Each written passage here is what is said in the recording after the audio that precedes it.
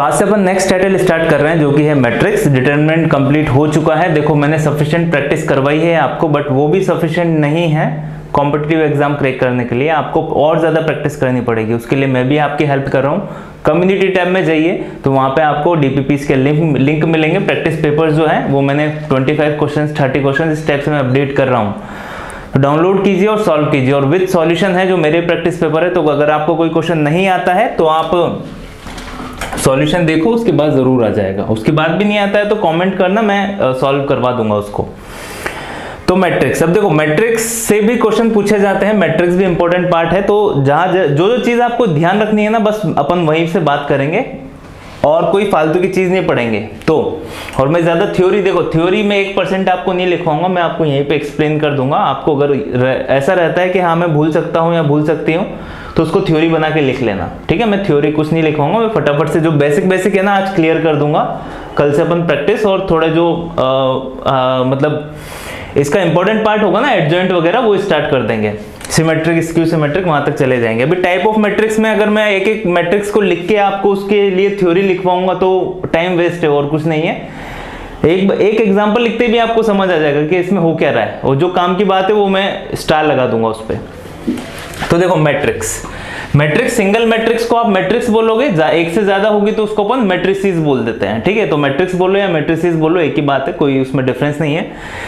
Yes, arrangement of numbers in a rectangular array, उसको अपन क्या बोलते हैं, मैट्रिक्स, है ना। डेफिनेशन भी मैंने बोल दी आपको, किसी ने तो डेफिनेशन भी नहीं बताई। तो डेफिनेशन क्या है, arrangement of numbers in a rectangular array. अब जो डिटरमिनेंट होता है ना, डिटरमिनेंट क्या होता है, देखो डिटरमिनेंट क्या होता है, वो एक फाइनाइट वैल्यू देता है, बट ये क्या है, अरेंजमेंट ऑफ नंबर्स है बस, और कुछ नहीं है। मैट्रिसेस की वैल्यू नहीं आती, डिटरमिनेंट की वैल्यू निकल के आती है।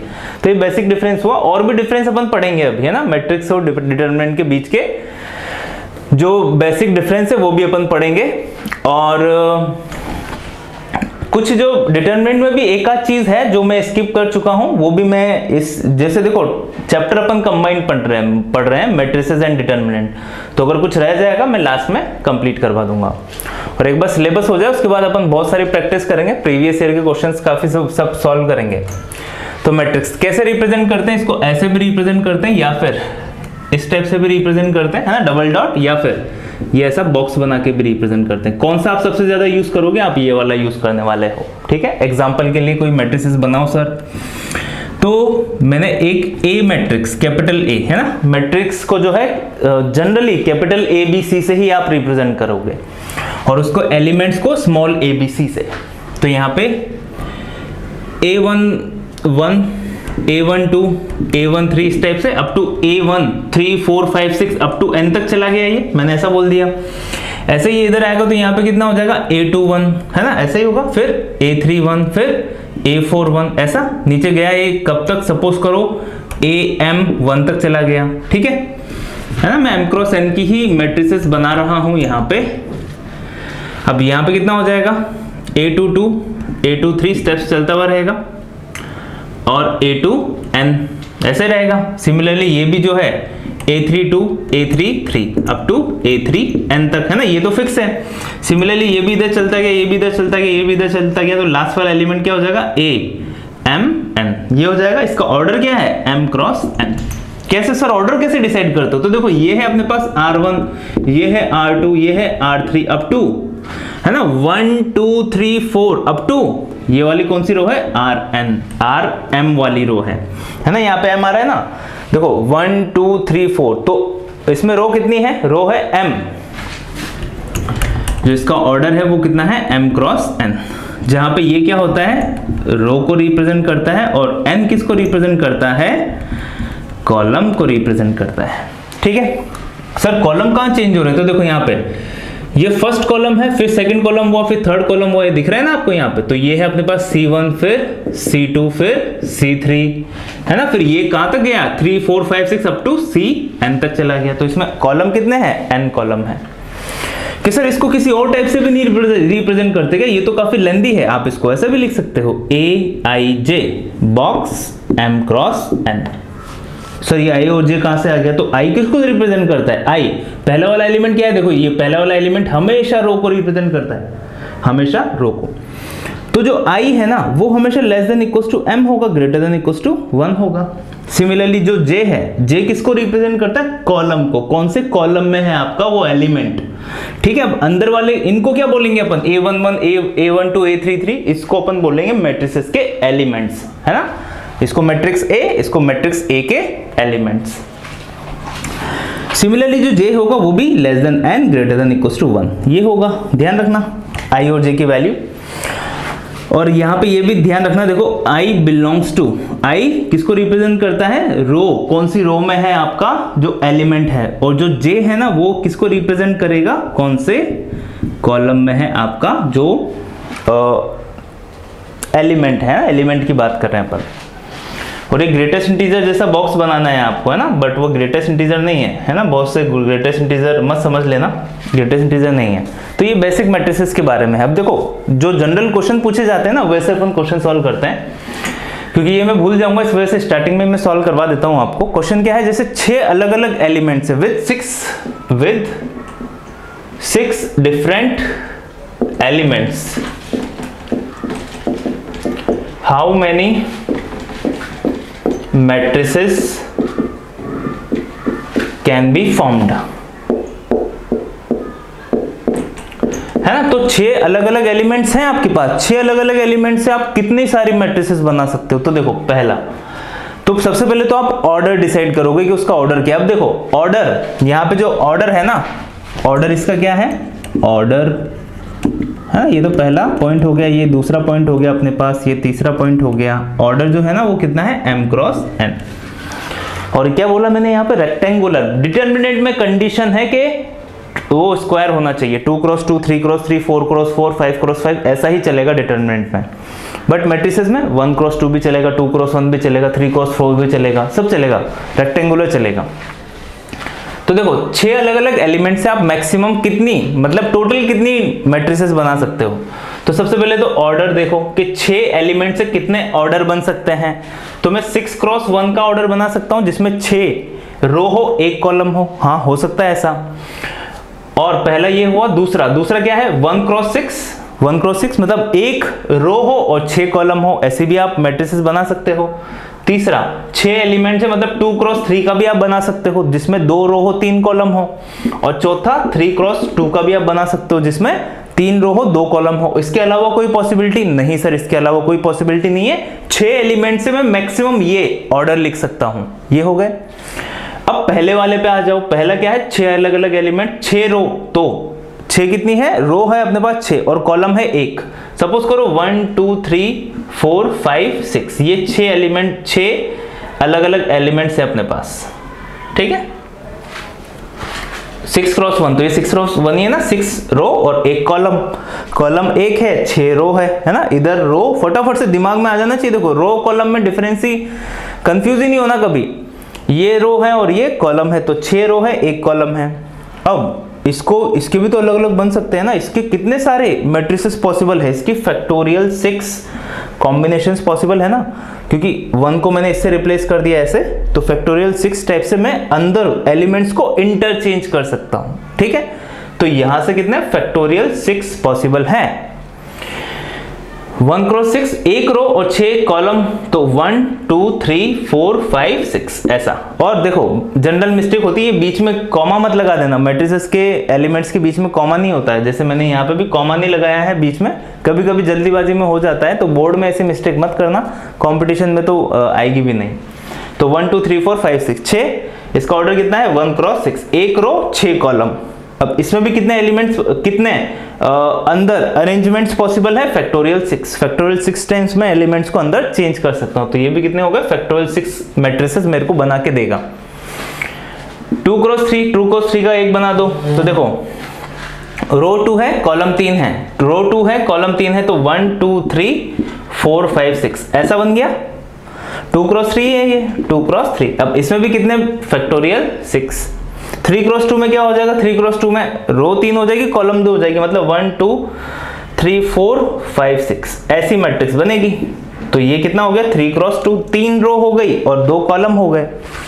यहाँ पे भी कितने, मैक्सिमम फैक्टोरियल 6 टाइम्स में क्या कर सकता हूँ, अंदर एलिमेंट्स को चेंज कर सकता हूँ। तो टोटल मैट्रिसेस कितनी हो गई, इन सभी को सम कर दो तो फाइनल आंसर कितना हो जाएगा, 4 into factorial 6 total matrices can be formed from 6 different elements. ठीक है, तो ऐसे क्वेश्चन कभी कभी एग्जाम में पूछे जाते हैं, तो अगर आ जाए तो अभी आप कर सकते हो। इसमें एक दो वेराइटी और होती है, पर उससे पहले मैं एक आध क्वेश्चन आपको और सॉल्व करवा देता हूं, उसके बाद उस वैरायटी पे बढ़ेंगे। तो देखो, अगर नेक्स्ट क्वेश्चन आ गया, नेक्स्ट क्वेश्चन में क्या हुआ, अपन को क्या बोल दिया उसने,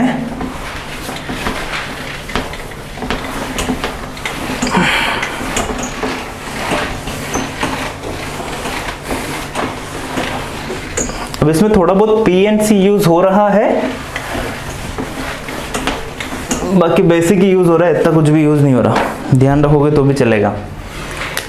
हाँ, अब सेकंड जो क्वेश्चन है उसमें 8 एलिमेंट्स हो गए। 8 एलिमेंट से आप मैक्सिमम कितनी मैट्रिसेस बना सकते हो, अलग अलग एलिमेंट्स है सारे के सारे। अब जब एलिमेंट सेम हो जाएगा ना तो डिवाइड भी करना पड़ेगा। जैसे अब उसने बोल दिया कि उसमें 4 एलिमेंट सेम है, तो जितने भी रिजल्ट आए ना उसमें फैक्टोरियल 4 फैक्टोरियल 4 फैक्टोरियल 4 डिवाइड करना पड़ेगा, है ना। पर PNC में देखा है अपन ने, पढ़ाई नहीं है PNC तो अभी मेरे को याद है, मे भी आपको याद नहीं हो। बाकी ध्यान रखना, अगर उसने बोल दिया इसमें 2 एलिमेंट सेम है, 2 एलिमेंट सेम है ना, जैसे पहले वाले क्वेश्चन में क्या था, 6 एलिमेंट से कितनी बनेगी, तो सारे के सारे अलग अलग एलिमेंट्स थे। बट अगर वो क्वेश्चन में ये कंडीशन डाल देता कि 2 एलिमेंट सेम है, तो पहले वाले में क्या हो जाता, फैक्टोरियल 6/2। ये टोटल अरेंजमेंट्स होते, जो सेम आ रहा है उसका अपन को डिवाइड करना पड़ता है। ठीक है, तो ध्यान रखना अगर आ जाए तो 8 एलिमेंट्स। तो देखो सॉल्यूशन में मेरे को ऑर्डर देखना है, सबसे पहले तो ऑर्डर क्या हो सकते हैं, तो 1 क्रॉस 8 पॉसिबल है, 8 क्रॉस 1 पॉसिबल है, 4 क्रॉस 2 पॉसिबल है और 2 क्रॉस 4 पॉसिबल है। और कोई ऑर्डर पॉसिबल है क्या, नहीं सर, और कोई ऑर्डर पॉसिबल नहीं है। अब 8 अलग अलग एलिमेंट्स है, तो ये कितने हो गए, फैक्टोरियल 8, ये भी फैक्टोरियल 8, ये भी फैक्टोरियल 8 के सर कैसे हुए फैक्टोरियल 8, इससे पहले वाला क्वेश्चन डिटेल में एक्सप्लेन किया था, समझ आ गया होगा अच्छे से। तो यहाँ पे भी कितना हो जाएगा, 4 into factorial 8 total number of matrices. इतनी अलग अलग मैट्रिसेस बन सकती हैं। ठीक है, तो ये भी हो गया। अब अगर 2 एलिमेंट सेम हो गए तो फैक्टोरियल 2 का यहाँ पे डिवाइड हो जाएगा, 3 एलिमेंट सेम हो गए तो फैक्टोरियल 3 का यहाँ पे डिवाइड हो जाएगा। एक क्वेश्चन और बनता है, how many matrices can be formed with 4 different elements, with 4 different elements taking 1 और more at a time। ठीक है, तो देखो how many matrices can be formed, है ना, क्वेश्चन पूरा लिख लेना, with 4 different elements taking 1 at a time. Taking 1 at a time का मतलब क्या है, जैसे एक बॉक्स है या फिर एक बॉक्स है, उसमें 4 नंबर्स हैं आपके पास, है ना, 1 2 3 4, पहला दूसरा तीसरा चौथा, 4 अलग अलग नंबर्स हैं। तो इनमें से पहले एक नंबर को उठाओ, सॉल्यूशन अभी अपन कर रहे हैं, तो एक नंबर को उठाओ, तो 4 में से कोई सा भी एक, कैसे उठाएंगे, 4C1 से। अब एक जो एलिमेंट कोई सा भी उठाया, उससे कितनी मैट्रिसेस फॉर्म हो सकती है, उससे तो एक ही मैट्रिसेस फॉर्म होगी ना, या उससे ज्यादा हो सकती है, नहीं हो सकती ना, एक ही मैट्रिसेस फॉर्म हो सकती है, तो एक हो गया। जब 2 एलिमेंट्स आपने उठा लिए, कितने ले लिए, 2, तो 4C2, है ना, 2 कोई से भी रैंडम मैंने एलिमेंट्स उठा लिए, तो 4C2 अरेंजमेंट्स हो जाएंगे वहां पे। अब 2 एलिमेंट से आप कितनी सारी मैट्रिसेस बना सकते हो, तो 2 एलिमेंट से मैं यहाँ पे 2 क्रॉस 1 की या फिर 1 क्रॉस 2 की 2 मैट्रिसेस बना सकता हूं। अब इसके कितने हो जाएंगे टोटल नंबर ऑफ, अभी देखा ना, फैक्टोरियल 2, फैक्टोरियल 2 ही नंबर है तो फैक्टोरियल 2, और ये भी कितना, फैक्टोरियल 2। ठीक है, तो यहां पे कितना हो गया टोटल कितनी मैट्रिसेस बनेगी, 2 अलग अलग एलिमेंट से, 2 इंटू फैक्टोरियल 2। समझ आ रहा है आपको क्या होगा, यहां पे तो कितना हो जाएगा, टोटल 4C1 ही हो जाएगा। अब ये सभी इससे मल्टीप्लाई भी होंगे ना, वो अपन लास्ट में कर लेंगे। 3 एलिमेंट्स ले लिए तो 4C3। अब 3 एलिमेंट्स, अब इसको भूल जाओ, 3 एलिमेंट से जो अपन ने यहां पे किया है ना, ये जो अपन ने परफॉर्म किया है 3 एलिमेंट से, तो क्या क्या पॉसिबिलिटी हो सकती है, 1 क्रॉस 3, 3 क्रॉस 1, और कोई पॉसिबिलिटी नहीं सर, और कोई पॉसिबिलिटी नहीं है। तो यहां से टोटल कितने हो जाएंगे, अब ये सब लिखने की जरूरत नहीं है, मैं सीधा लिख रहा हूँ कितना 2 इंटू फैक्टोरियल 3, इतनी मैट्रिसेस टोटल बन सकती है। अगर चारों के चारों एक साथ ले लिए तो 4C4, चारों के चारों एलिमेंट्स एक साथ ले लिए। अब उससे 4 एलिमेंट से कितने ऑर्डर पॉसिबल हैं? 1 क्रॉस 4, 4 क्रॉस 1, 2 क्रॉस 2, और कोई 2 क्रॉस 2 के बाद और कोई ऑर्डर पॉसिबल नहीं है, तो यही टोटल ऑर्डर है। तो ये कितना हो जाएगा देखो, 3 इंटू फैक्टोरियल 4, 3 इंटू फैक्टोरियल 4, यही होगा टोटल। अब यहाँ पे तो कितना था 4C1 इंटू 1, अब ये किससे मल्टीप्लाई होगा 4C2 से, इंटू 4C3 इंटू 4C4। अब इन सभी को क्या करना है आपको, ऐड कर देना, you will get your final answer. तो ऐसे क्वेश्चन भी पूछे जाते हैं मैट्रिसेस में, तो ये भी ध्यान रखना, कभी कभी ऐसे क्वेश्चन भी आ जाते हैं। और यहाँ पे मल्टीप्लाई ही करेंगे और एक एक का निकालने के बाद आपको एडिशन करना पड़ेगा, है ना। पीएनसी में और डिटेल में पढ़ेंगे अपन, और मैं ट्राई करूंगा कि इसी के बाद, क्योंकि 12th के मैक्सिमम चैप्टर्स हो चुके हैं कंप्लीट, बट एक मैंने बेसिक चैप्टर नहीं करवाया है, वो क्या है, इनवर्स ट्रिग्नोमेट्रिक फंक्शन। वैसे मैंने फंक्शन में थोड़ा बहुत डिस्कस किया था उसको, पर उसको भी अलग से पढ़ाना और उसकी प्रैक्टिस करवाना ज़रूरी है। तो या तो वेक्टर 3D या फिर अपन ITF स्टार्ट करेंगे इसके बाद, उसके बाद अपन PNC और प्रोबेबिलिटी लेके सिलेबस खत्म करेंगे। उसके बाद जो छोटे छोटे चैप्टर्स बचे हुए ना, जैसे स्टैटिस्टिक्स हो गया, उसका भी क्वेश्चन पूछा जाता है जेईई मेन में, स्टैटिस्टिक्स, रीजनिंग हो गया, मैथमेटिकल रीजनिंग, वो सब देख लेंगे। तो ऐसे क्वेश्चन अगर आ गए तो आप संभाल लेना, वो आप लोग कर सकते हो। आगे चलते हैं टाइप ऑफ मैट्रिसेस पे। अब टाइप ऑफ मैट्रिसेस है ना, वो मैं एक ही पेज में देखो खत्म कर दूंगा आपकी, तो मैं इसको हटा देता हूं ताकि बीच में डिस्टरबेंस नहीं होगा। टाइप ऑफ मैट्रिसेस, अब जो मैं ऑर्डर बताऊं ना उसी ऑर्डर में याद रखना, क्योंकि उसी ऑर्डर में आपकी बुक में लिखी हुई होगी और किसी भी बुक में उसी ऑर्डर में लिखी हुई होगी। ऐसा नहीं कि सबसे पहले किसी ने स्क्वायर मैट्रिक्स लिख दी या फिर सबसे पहले किसी ने आइडेंटिटी मैट्रिक्स लिख दी, नहीं, ऐसा नहीं होता है। सबसे पहले जो है ना आपकी रो मैट्रिक्स या कॉलम मैट्रिक्स ही लिखी हुई होगी किसी भी बुक में जिसमें एक ही रो हो।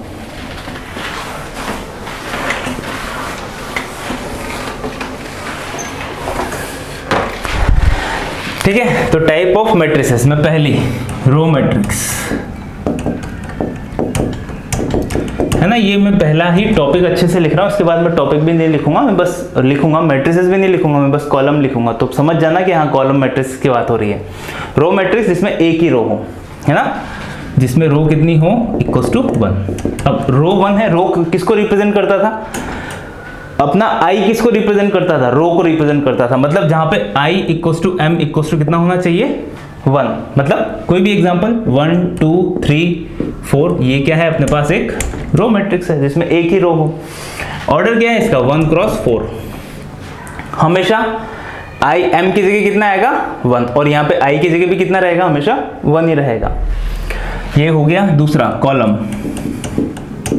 Column matrix. कॉलम मैट्रिक्स में एक कॉलम होगा, है ना, ध्यान क्या रखना है, कॉलम कितना होगा 1। मतलब कॉलम को कौन रिप्रेजेंट करता था, j रिप्रेजेंट करता था या फिर n रिप्रेजेंट करता था, दोनों की वैल्यू कितनी हो जाएगी 1। कि सर एग्जांपल बताओ, नहीं समझ आया तो 1 2 3, 3 रो हैं बट कॉलम एक है। ठीक है, तो ये है अपने पास कॉलम मैट्रिक्स। तीसरा हो जाता है अपने पास 0 या फिर null मैट्रिक्स। अब जिसके सारे एलिमेंट 0 होना है ना, मैं हिंदी में लिख देता हूं, सारे एलिमेंट्स 0, सारे एलिमेंट 0 होने चाहिए। जैसे मैंने कोई भी मैट्रिक्स 0 0 0 0 0 0, ये भी क्या है एक 0 मैट्रिक्स। A इक्वल्स टू 0 0 0 0 0 0 0 0 0, ये 3 क्रॉस 3 की क्या हो गई अपने पास 0 मैट्रिक्स हो गई। तो ध्यान रखना जिसमें सारे एलिमेंट 0 हो गए उसको अपन क्या बोलेंगे 0 मैट्रिक्स। तीसरे के बाद फोर्थ आता है सिंगुलर। अब जो सिंगुलर है ना, इसमें ध्यान रखना टोटल नंबर ऑफ एलिमेंट्स इस मैट्रिसेस में कितने होंगे 1, केवल एक ही एलिमेंट होगा इसमें। एग्जांपल के लिए कि जैसे सर इसमें a इक्वल्स टू, जैसे मैंने यहाँ पे 1 लिख दिया, तो ये क्या है एक सिंगुलर मैट्रिक्स है जिसमें एक ही एलिमेंट है। तो इसमें i equals to J equals to M equals to N equals to क्या होगा, सब 1 हो जाएंगे, आई जे एम एन सभी की वैल्यू। ठीक है, तो यहां तक तो ये तो बेसिक था, कोई नहीं पूछा जाएगा। इसके बाद वाली मैट्रिसेस ध्यान रखना है ना, ये बस कभी कभी क्वेश्चन में आ सकती है, तो ये तो आप एक बार पढ़ लोगे तो भी ध्यान रहती है। 5वें से ध्यान रखना है अपन को, 5वें से स्टार्ट होता है अपने पास स्क्वायर मैट्रिक्स। अब जो स्क्वायर है ना, इसमें ऑर्डर जो है वो कितना हो जाएगा, सेम क्रॉस सेम है ना, मतलब ऑर्डर जो है m क्रॉस m या फिर n क्रॉस n। स्क्वायर से पता चल रहा है, मतलब रो इक्वल्स टू कॉलम, मैं ऐसा भी तो लिख सकता हूँ रो इक्वल्स टू कॉलम। ठीक है, तो रो और कॉलम दोनों की वैल्यू सेम होगी। कि सर एग्जांपल बताओ, नहीं समझ आया तो एग्जांपल के लिए आप कुछ भी लिख दो। जैसे ए कोई भी मैट्रिक्स है, A B C X Y Z P Q R, तो ये क्या है अपने पास, एक स्क्वायर मैट्रिक्स हो गई, जिसमें मैट्रिक्स का ऑर्डर कितना चाहिए, ऑर्डर चाहिए आपको 3 क्रॉस 3 का ही ऑर्डर चाहिए। ठीक है, 5 के बाद 5th के बाद 6 स्क्वायर मैट्रिक्स के बाद आता है डायगोनल मैट्रिक्स। अब देखो ये सारे प्रोसीजर वाइज चलते हैं, स्क्वायर के बाद डायगोनल मैट्रिक्स। अब डायगोनल मैट्रिसेस में होगा क्या, देखो प्रिंसिपल डायगोनल ही क्या होंगे, प्रिंसिपल डायगोनल के एलिमेंट्स ही कितने होंगे अपने पास, वही होंगे, बाकी सारे के सारे एलिमेंट्स 0 होंगे, मतलब ए आई जे। अब ए आई जे की वैल्यू या तो 0 होगी या फिर नॉन जीरो होगी, है ना। नॉन जीरो कब होगी, नॉन जीरो होगी जब i इक्वल्स टू j है, और जीरो कब होगी, जब i is not equals to j है। ठीक है, जब i is not equals to j है तो उस केस में 0 होगी।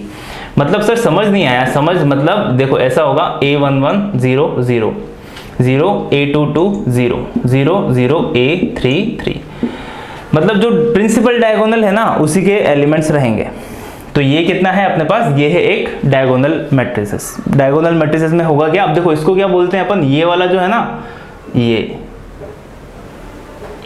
इसको मैं लिख देता हूं प्रिंसिपल डायगोनल, है ना, इसको अपन बोलेंगे प्रिंसिपल डायगोनल यहाँ पे। ठीक है, और यहाँ पे एक पॉइंट और ध्यान रखना, sum of all the principal diagonal elements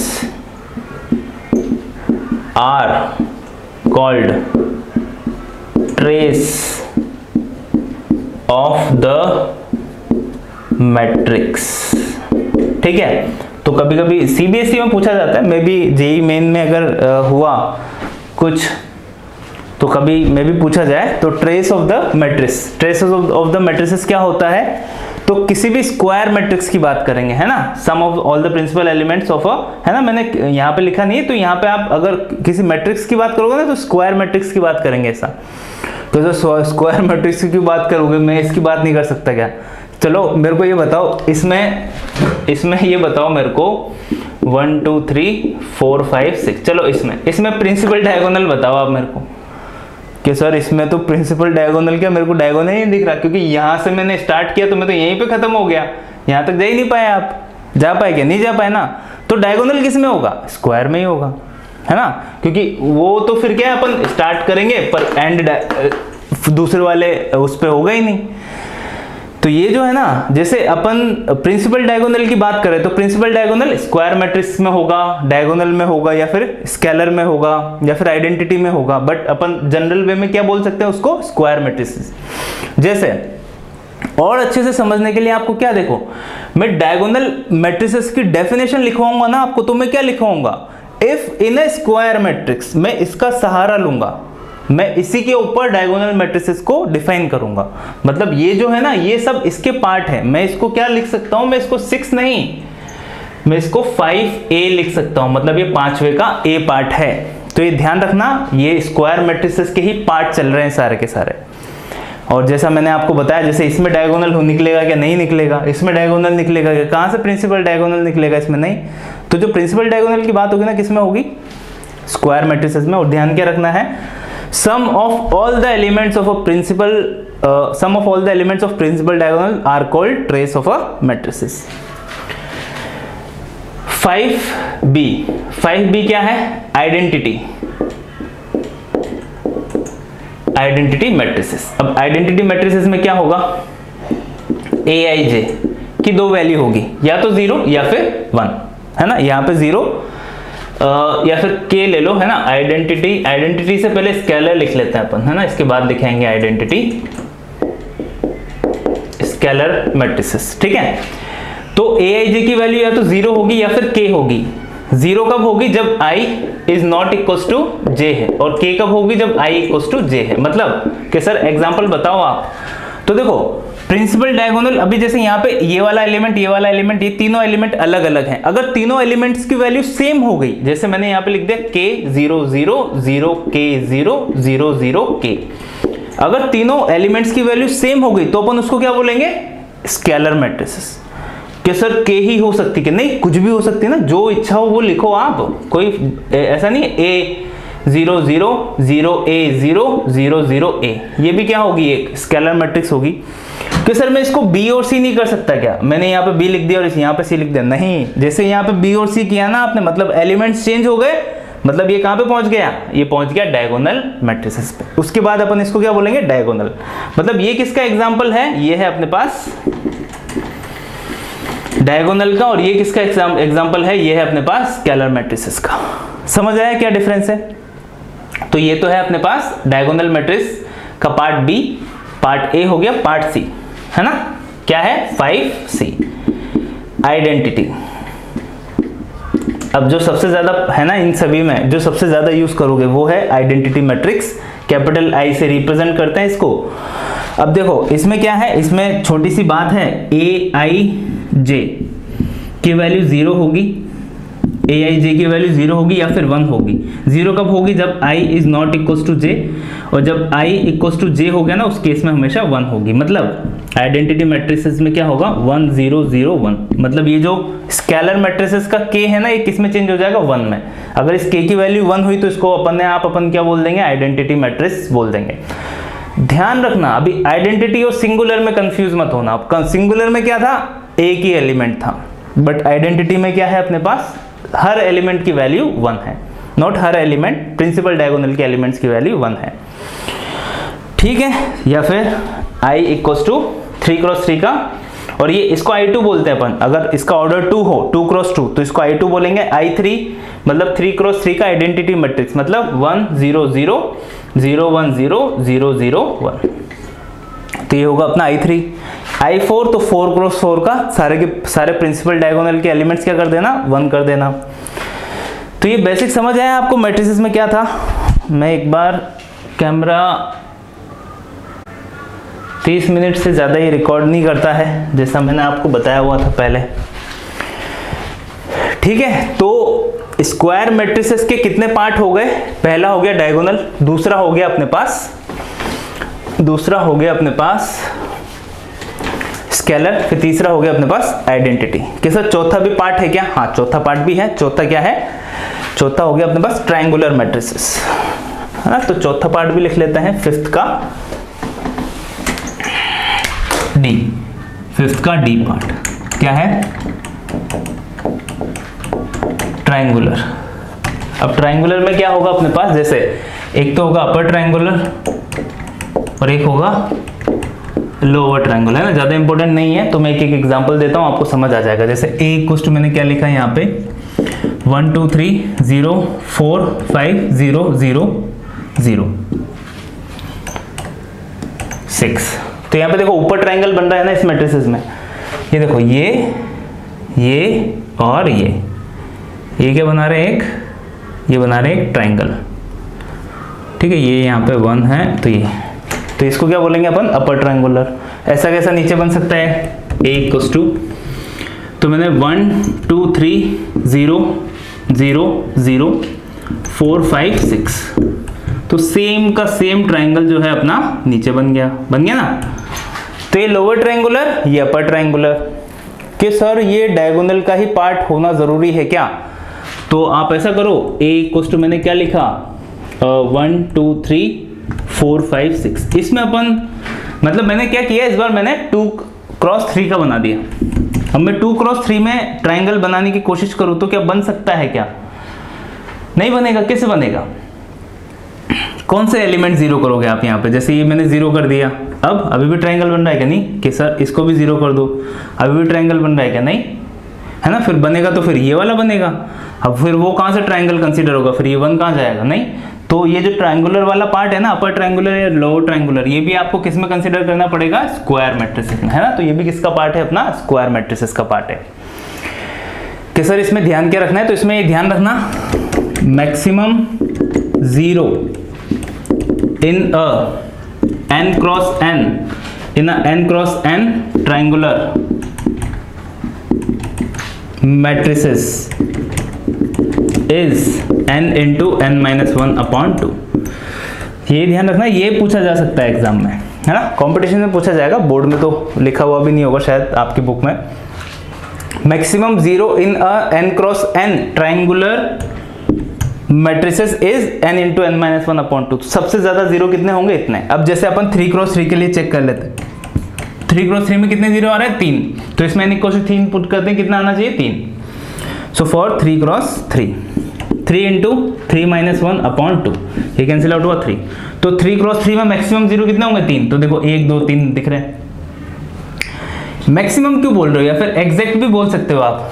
number of zeros, number of zeros in a n cross n rectangular, in a n cross n triangular, है ना, rectangular नहीं है, triangular matrices is n into n minus 1 upon 2। 4 cross 4 का हुआ तो 4 cross 4 में, जैसे 4 cross 4 तो 4 इंटू 4 माइनस 1 अपॉन 2, तो ये 2 से ही कैंसिल आउट हुआ, 2 टाइम्स 6 जीरो होंगे 4 क्रॉस 4 में। बना के देख लो, बनाओगे आप 4 क्रॉस 4 का तो a इक्वल्स टू 1 2 3 4 5 6 7 8, है ना। मैं बाद में जीरो करूंगा। 8 9 10 11 A B C D, ये हो गया, बन गया। देखो स्क्वायर में फटाफट से बन जाएगा, इन सभी को जीरो कर दो। 1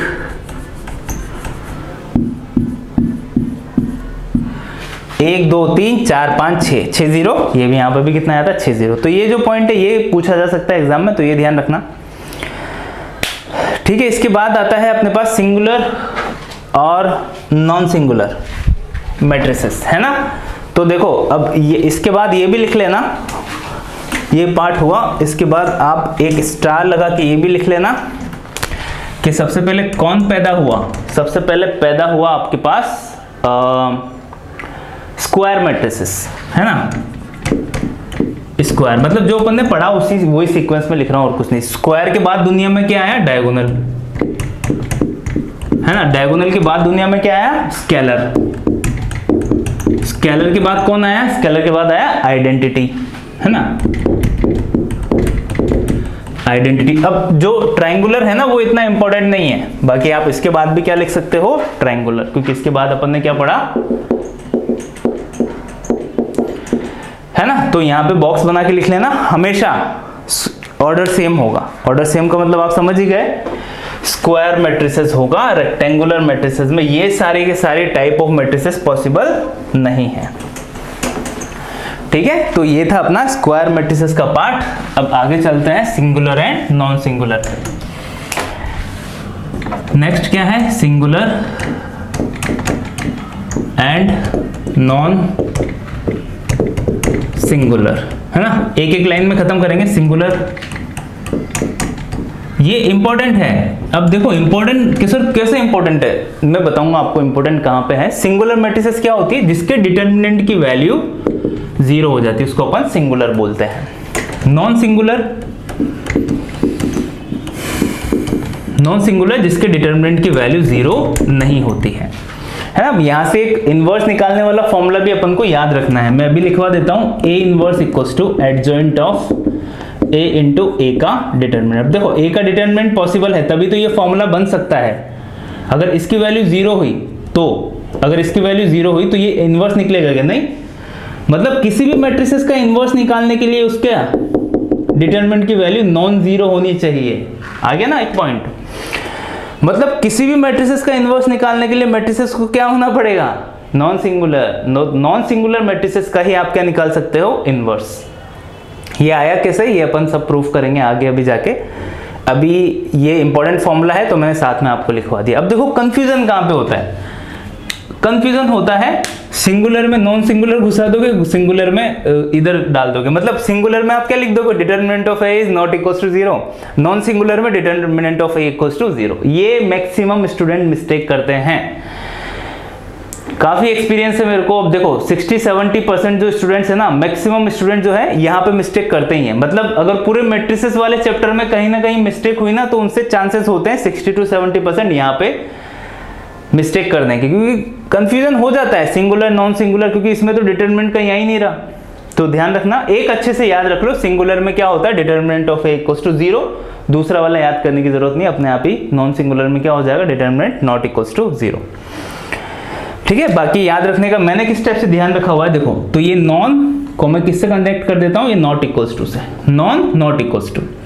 तो नॉन नॉट इक्वल्स टू मतलब क्या हो गया अपने पास, ये याद हो गया तो ये अपने आप आ जाएगा, अगर कभी कभी कंफ्यूजन हुआ तो। बाकी मैं यही होप करूंगा कि आपको कंफ्यूजन ना हो, ये वाला जो है कोई कंफ्यूजन नहीं होना चाहिए। तो singular determinant of A equals to 0, non singular determinant of A not equals to 0।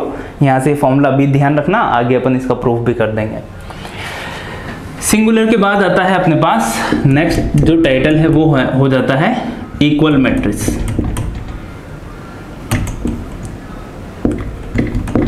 अब जो दो इक्वल मैट्रिसेस हैं, जैसे A इक्वल्स टू B, तो order of A equals to order of B ऐसा होना चाहिए, है ना। अब देखो मैं ऐसा कंसिडर कर रहा हूं कि आपको 0 आता है, मैं उसी हिसाब से ये मैट्रिसेस चैप्टर पढ़ा रहा हूं आपको। अगर रिवीजन के हिसाब से भी आप देख सकते हो, क्योंकि मैं इतना स्लो भी नहीं चल रहा हूं, इतना फास्ट भी नहीं चल रहा हूं, सब कुछ समझ आ रहा है आपको और अपन बस आगे बढ़ते हुए जा रहे हैं। तो अगर कोई फ्रेशर है, मतलब पहली बार पढ़ रहा है, तो उसको भी समझ आएगा सब। मैं ऐसा कुछ नहीं छोड़ रहा हूं जो एकदम डायरेक्ट अपन ने स्टार्ट कर दिया, नहीं, एकदम 0 से अपन स्टार्ट कर रहे हैं। Order of A equals to order of B होना चाहिए अगर ए इक्वल्स टू बी है, एंड कॉरस्पॉन्डिंग एलिमेंट्स भी सेम होने चाहिए, मतलब ईच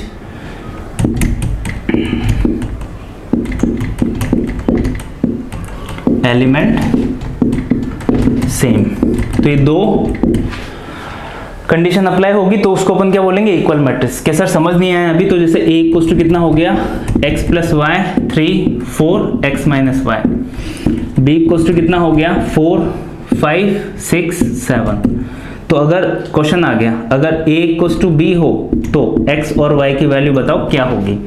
सॉल्यूशन में अपन ने क्या किया, अगर a इक्वल्स टू b है तो दोनों को सेम करो, ऑर्डर तो सेम है, तो x plus Y 3 4 x minus Y किसके इक्वल होगा, इसके इक्वल 4 5 6 7। अब कॉरेस्पॉन्डिंग एलिमेंट सेम होने का मतलब क्या है, देखो ये वाला एलिमेंट इसके सेम होगा, 3 वाला एलिमेंट इसके सेम होगा, 4 वाला एलिमेंट इसके सेम होगा और 7 वाला एलिमेंट इसके सेम होगा। तो करके सर सेम तो है नहीं, तो सेम कर लो, क्योंकि मैंने तो जल्दीबाजी में लिख दिया 5 और यहाँ पे कितना होना चाहिए 6 एंड यहाँ पे 5। ठीक है, अब देखो बाकी सब तो मैच हो रहे हैं, बस ये दोनों नहीं है। तो यहाँ से x और y की वैल्यू फाइंड आउट करने के लिए आप क्या करोगे, x प्लस वाई को किसके इक्वल होना चाहिए, 4 के इक्वल, x माइनस वाई को किसके इक्वल होना चाहिए, 7 के equal. x minus y should be equals to 7। कि सर अभी इनको सॉल्व करके x और y की वैल्यू आप निकाल दो, तो मैंने निकालने वाला, ये आप खुद सॉल्व कर सकते हो। ये हो गया अपने पास इक्वल मैट्रिसेस। तो बोर्ड में आपको क्वेश्चन मिलेंगे ऐसे, ये दोनों सेम है तो जैसे ऐसे किए ना अपन, ऐसे क्वेश्चन मिलेंगे काफी, खुद सॉल्व कर लेना। इक्वल मैट्रिसेस के बाद होता है अपने पास सिंगुलर नॉन सिंगुलर हो गया, इक्वल हो गया। इसके बाद हो जाता है अपने पास एडिशन, ऐड एंड सब्ट्रैक्ट। अब एडिशन और सब्ट्रैक्शन जो दो मैट्रिसेस का होगा ना, क्या होगा उसमें, जो ऑर्डर है आपका वो सेम होना चाहिए, तभी क्या है ये पॉसिबल है। ठीक है, जैसे a इक्वल्स टू क्या हो गया x y z p, b दूसरी मैट्रिसेस है वो क्या है a b c d। अगर आपको a प्लस माइनस b करना है तो आप कर सकते हो, ऑर्डर सेम रहेगा और कॉरेस्पॉन्डिंग एलिमेंट्स के साथ ही एडिशन और सब्सट्रैक्शन करना। मतलब यहाँ पे क्या हो जाएगा, x प्लस माइनस a हो जाएगा, y प्लस माइनस b हो जाएगा। ठीक है, z प्लस माइनस सी हो जाएगा और p प्लस माइनस डी हो जाएगा, p प्लस माइनस डी। ठीक है, समझ आया क्या करना है? जैसे मैं इन दोनों को ऐड करने के लिए बोल देता तो भी सेम प्रोसीजर होता है। यहाँ पे कितना हो जाता, x plus y plus 4, then 5 plus 5 10 हो जाता, 6 प्लस 6 12 हो जाता, x माइनस वाई प्लस 7 हो जाता। ठीक है, तो ये है अपने पास एडिशन एंड सब्सट्रैक्शन, इसमें ऑर्डर ही सेम होना चाहिए। और किसी किसी बुक में एक और मैट्रिसेस मिल जाएगी आपको, इक्विवेलेंट मैट्रिक्स। अब इक्विवेलेंट मैट्रिक्स क्या होती है? इक्विवेलेंट में ओनली ऑर्डर सेम होता है। अगर ऑर्डर और एलिमेंट्स भी सेम हो गए तो उसको अपन क्या बोलते हैं? Equal matrix. इक्विवेलेंट में क्या होता है? ओनली ऑर्डर सेम होता है। जैसे ये दोनों क्या है? इक्विवेलेंट मैट्रिसेस है, क्योंकि यहाँ पे इसके एलिमेंट्स और इसके एलिमेंट्स क्या है अपने पास? अलग अलग हैं। तो अगर ऑर्डर सेम हो तो इक्विवेलेंट, बाकी इतनी इंपॉर्टेंट नहीं है, तो मैंने बताई भी नहीं है आपको। Addition and subtraction. अब उसके बाद नेक्स्ट जो टाइटल है वो है अपने पास multiplication of matrix with a scalar. तो अगर आप किसी स्केलर क्वांटिटी से किसी मैट्रिसेस को मल्टीप्लाई करते हो तो क्या होगा? तो a इक्वल्स टू, अगर a b c d ये है तो k a की वैल्यू कितनी होगी? a k b के c के और d के। तो ये होगी अपने पास a k की वैल्यू। मतलब अगर आपने इधर किसी स्केलर क्वांटिटी से मल्टीप्लाई किया तो इसके ईच एंड एवरी एलिमेंट को आपको स्केलर क्वांटिटी से मल्टीप्लाई करना पड़ेगा। अब यहाँ पे देखो स्टार लगा के लिख लेना, जब आप 2 महीने निकल गए या 3 महीने निकल गए ना तो फिर इसमें भी कंफ्यूजन होता है। तो यहाँ पे स्टार लगा के क्या लिखना? डिटर्मिनेंट में ओनली सिंगल रो और कॉलम से मल्टीप्लाई होता है। कभी कभी स्टूडेंट क्या करते हैं, फिर कंफ्यूजन हो जाता है और जैसे ही वो डिटर्मिनेंट में भी ऐसा ही सोचने लग जाते हैं। नहीं, अगर ये डिटर्मिनेंट होता तो k की वैल्यू या तो k को मैं इसमें मल्टीप्लाई करता या फिर इसमें या फिर इसमें या फिर इसमें, किसी एक रो या फिर किसी एक कॉलम में मल्टीप्लाई करना है और वहीं से कॉमन भी आ जाता है डिटर्मिनेंट में। बट इसमें ऐसा नहीं होता, अगर सारे एलिमेंट्स में कॉमन है तभी आप उसको मैट्रिसेस के बाहर लिख सकते हो, और अगर किसी से मल्टीप्लाई किया तो आपको सभी एलिमेंट से मल्टीप्लाई करना पड़ेगा, तभी वो पॉसिबल होगा। जैसे मैंने यहाँ पे क्या किया, 4a, तो मेरे को 4 को सभी एलिमेंट से मल्टीप्लाई करना पड़ेगा, मतलब 4a 4b 4c 4d। ठीक है, तो ये था multiplication of matrices with a scalar. इसके बाद आता है अपने पास टाइटल मल्टीप्लिकेशन ऑफ मैट्रिसेस। अब मल्टीप्लिकेशन ऑफ मैट्रिसेस के बारे में अपन पहले से पढ़ चुके हैं कि कौन सा मेथड यूज होता है, रो इनटू कॉलम। बाकी अच्छे से अपन नेक्स्ट लेक्चर में इसको डिस्कस करेंगे, मल्टीप्लिकेशन ऑफ मैट्रिसेस। तो आज के लेक्चर में बस इतना ही। आई होप आज आपने कुछ नया सीखा होगा और जितना भी अपन ने ये बेसिक पढ़ा है ये आपको समझ आया होगा। So thanks for watching, do like share and subscribe the channel. अगर वीडियोस अच्छे लग रहे हो आपको तो अपने फ्रेंड्स के साथ जरूर शेयर कीजिए, चैनल को ग्रो करने में हेल्प कीजिए। Thank you.